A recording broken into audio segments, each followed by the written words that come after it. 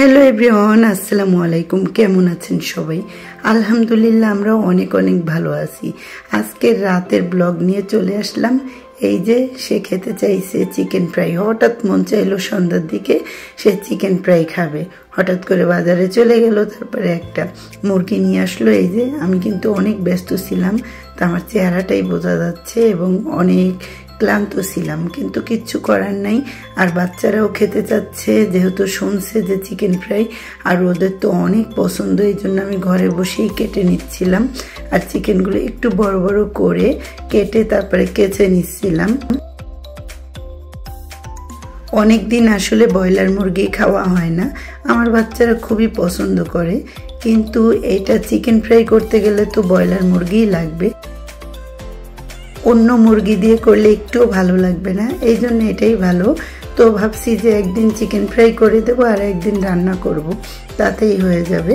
মাঝে মধ্যে একটা মুরগি কিনে রাখলে কিন্তু ওদের ইচ্ছা মতো অনেক কিছু করা যায়, যেমন হালিম রান্না করা যায়, চিকেন ফ্রাই করা যায়।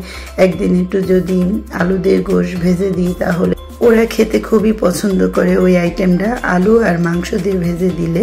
আমি অনেক ভিডিওতে আপনাদের দিয়েছি, আপনারা দেখেছেন যে ওইভাবে দিলে। এই যে আমি ম্যারিনেট করারও সময় পাইনি, ওরা তো পাগল হয়ে গেছে কখন খাবে।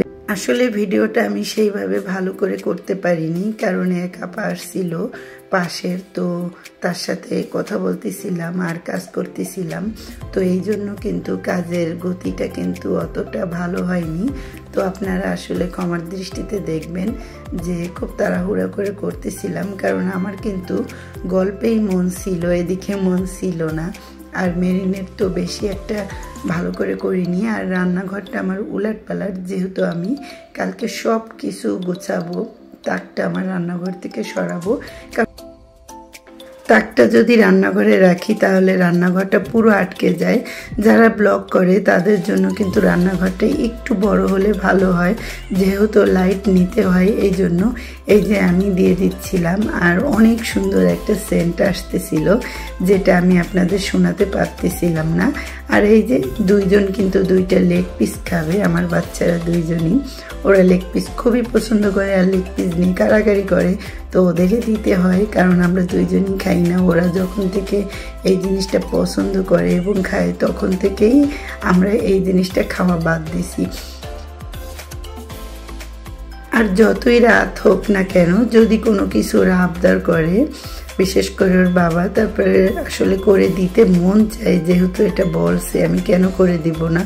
অনেক অসুস্থ থাকা সত্ত্বেও চেষ্টা করি যে করে দেয়ার। আসলে আমি না, সবাই চেষ্টা করে। এই যে একটা পিস হয়েছে, ওদের দিয়ে আসবো। এই যে আরোগুলো ভাজতেছি, আর ওইগুলো খুব কড়া করে ভাজছিলাম, আর এইগুলো আমি একটু অল্প অত কড়া করিনি, একটু মিডিয়াম করে ভাজছি। আসলে সময় যে কিভাবে চলে যায়, আজকেও সময় শেষ হয়ে গেল। তো আমার চিকেন ফ্রাই কেমন হলো সবাই বলবেন। আল্লাহ হাফেজ।